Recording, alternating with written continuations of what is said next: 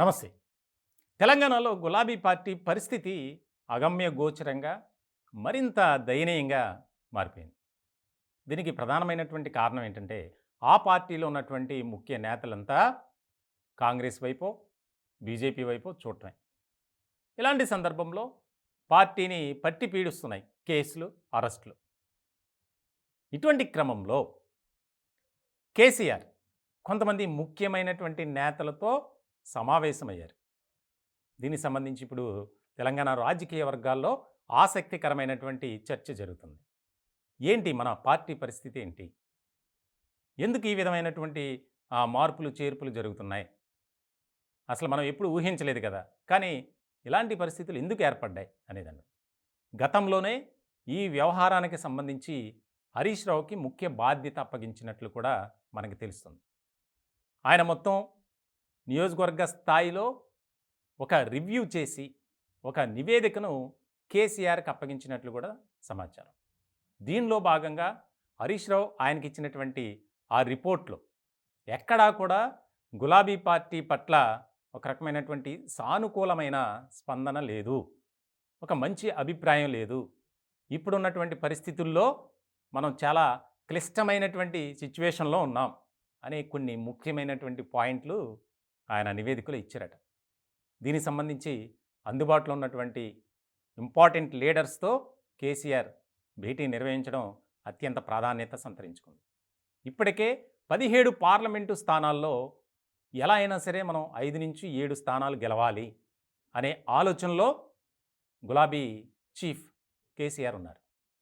ఇటువంటి సందర్భంలో ఎదురవుతున్నటువంటి ఆ యొక్క పరిస్థితులు కానీ, అలాగే వరుసగా మారుతున్నటువంటి రాజకీయ సమీకరణాలు, సొంత కూతురు కవిత అరెస్టు, జైల్లో ఉండటం, అలాగే గులాబీ పార్టీ నాయకులపై కేసులు, అరెస్టులు, జైలుకు తరలింపు, ఇవన్నీ కూడా ఒక్కసారిగా కేసీఆర్పై ముప్పేట దాడి చేస్తున్నాయి.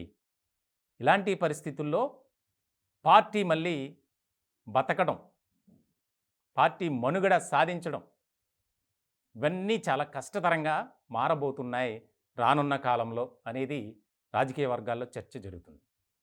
దీనికి సంబంధించి ఆయన ఇప్పటికే 17 పార్లమెంటు నియోజకవర్గాలకు సంబంధించి సన్నాహక సమావేశాలను ఏర్పాటు చేశారు. కొన్ని చోట్ల బహిరంగ సభలు కూడా ఏర్పాటు చేశారు. త్వరలోనే బస్సు యాత్రకు కూడా శ్రీకారం చుట్టారు. ఇటువంటి సందర్భంలో ముఖ్యమైనటువంటి నేతలు కూడా ఇచ్చినటువంటి ఫీడ్బ్యాక్ ఎలా ఉందంటే, మన పార్టీలో ఏర్పడినటువంటి ఈ పరిస్థితులు గతంలో ఎప్పుడూ రాలేదు. వీటిని మనం సరిచేసుకుని వెళ్ళాలంటే చాలా టైం పడుతుంది. ఎందుకంటే గులాబీ పార్టీ పట్ల ప్రజలకు నమ్మకం పోయింది, విశ్వాసం కూడా మనం కోల్పోయాం. కాబట్టి ఏ రకమైనటువంటి దిద్దుబాటు చర్యలు చేసినా ఫలితం మాత్రం శూన్యం అనేదే ఫీడ్బ్యాక్ ఇచ్చారట. దీనికి సంబంధించి ఇప్పటికే బీఆర్ఎస్ని కాస్త టీఆర్ఎస్గా మార్చాలనే యోచనలో కూడా ఉన్నారు. పార్లమెంట్ ఎన్నికలు అయిన తర్వాత జరిగేది ఫస్ట్ ప్రక్రియ ఇదే. ఇప్పటికే వాస్తు నిపుణుల సలహా సూచనల ప్రకారం తెలంగాణ భవన్లో కొన్ని మార్పులు చేర్పులు చేశారు. ఈ గేట్ నుంచి వెళ్ళకూడదు, ఆ గేట్ నుంచి రావాలి, అది పూర్తిగా ఒక గేట్ని క్లోజ్ చేశారు. అలాగే అక్కడక్కడ కొన్ని చైర్స్ని మార్చారు, రకరకాల ఏర్పాట్లు చేశారు వారి నమ్మకం ప్రకారం, వాస్తు నిపుణులు చెప్పిన దాని ప్రకారం. ఇలాంటి సందర్భంలో అవన్నీ కలిసి వచ్చే అంశాలుగా మారతాయా? మనం ప్రజల్లోకి ఏ విధంగా వెళ్ళి ఓట్లు అడగాలి ఈ పార్లమెంట్ ఎన్నికలకు సంబంధించి? ఉన్నటువంటి పరిస్థితుల ప్రభావం చూస్తుంటే 1 కానీ 2 కానీ గెలిచే అవకాశాలు మాత్రమే ఉన్నాయి అనేది సర్వే సంస్థలు ఇస్తున్నటువంటి రిపోర్ట్స్. మరి ఇలాంటి క్రమంలో ఏ విధంగా పార్టీని నెట్టుకు రావాలి? ఎలాంటి మనం మార్పులు చేర్పులు చేయాలి? ఎన్ని చేసినా ఎవరు ఆగడం లేదు. ఇప్పటికే 39 మంది ఎమ్మెల్యేల్లో 4 జారుకున్నారు. కొంతమంది మాజీలు, తాజాలు కూడా అందులో ఉన్నారు. చిన్న స్థాయి నుంచి కూడా దాదాపు ఈ మధ్య కాలంలో తెలంగాణలో ప్రభుత్వం మారిన తర్వాత గులాబీ పార్టీ నుంచి కాంగ్రెస్కు, బీజేపీకి వెళ్ళిన వారి సంఖ్య దాదాపు 300 మంది. అంటే కార్పొరేటర్ స్థాయి నుంచి రాష్ట్ర వ్యాప్తంగా. సో ఇలాంటి సందర్భంలో ఆ యొక్క వలసల్ని ఏ విధంగా మనం అడ్డుకోవాలి, ఉన్నటువంటి క్యాడర్ని బలోపేతం చేయడానికి ఏ విధంగా మనం ముందుకు వెళ్ళాలి అనే దాని మీద కూడా సీరియస్గా ఫోకస్ పెట్టారట. ఇలాంటి సందర్భంలో కవిత అరెస్టు అంశానికి సంబంధించి కూడా ఒక చర్చ జరుగుతుంది. ఆయన ఇప్పటికే కావాలని రాజకీయ కుట్రలో భాగంగా చేశారు అని కేసీఆర్ అంటే, కేటీఆర్ అయితే ఇంకా వివాదాస్పదమైనటువంటి వ్యాఖ్యలు చేశారు. బీజేపీతో మేము చేతులు కలిపితే ఈ కేసు ఉండేది కాదు అని. కవిత అయితే ఇంకా కొంత ముందుకు వెళ్ళి కోర్టు ఆవరణలోనే ఘాటైన వ్యాఖ్యలు చేశారు. ఇది సిబిఐ కస్టడీ కాదు, బీజేపీ కస్టడీ, ఇదంతా కుట్ర, నేను కడిగిన ముత్యంలా బయటకు వస్తా అని. ఇవన్నీ చూస్తుంటే రాష్ట్రంలో గులాబీ పార్టీ పరిస్థితి ఏంటి, పార్టీ పని అయిపోయింది అనేది ఎక్కువగా వినిపిస్తుంది. ముఖ్యంగా అధికార పార్టీ కాంగ్రెస్ అయితే ఆ నేతలు చాలా వ్యాఖ్యలు చేస్తున్నారు.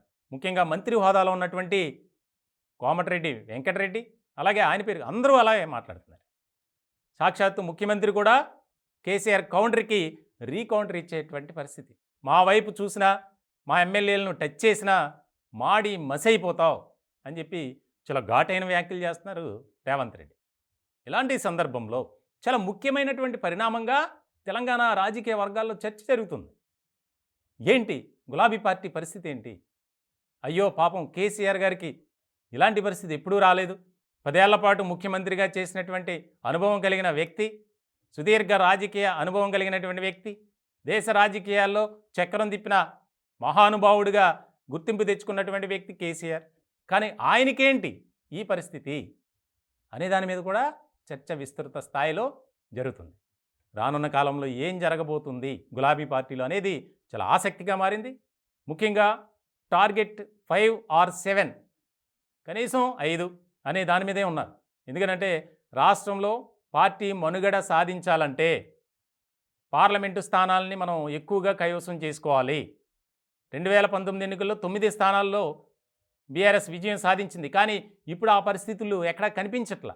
సో ఇలాంటి సందర్భంలో చాలా ముఖ్యమైనటువంటి పరిణామంగా మారింది. పార్టీని మళ్ళీ తిరిగి ట్రాక్ మీదకి తీసుకురావాలంటే చాలా కష్టం, ఇప్పట్లో జరిగే పని కాదు.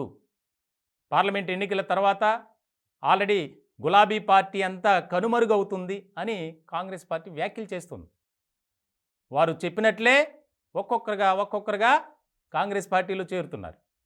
ఇవన్నీ చూస్తుంటే రాష్ట్రంలో త్వరలోనే గులాబీ పార్టీ కనుమరుగవడం ఖాయంగా కనిపిస్తుంది అనే దాని మీదే రాజకీయ వర్గాల్లో, ఇటు ప్రజల్లో కూడా ఒక చర్చ జరుగుతుంది.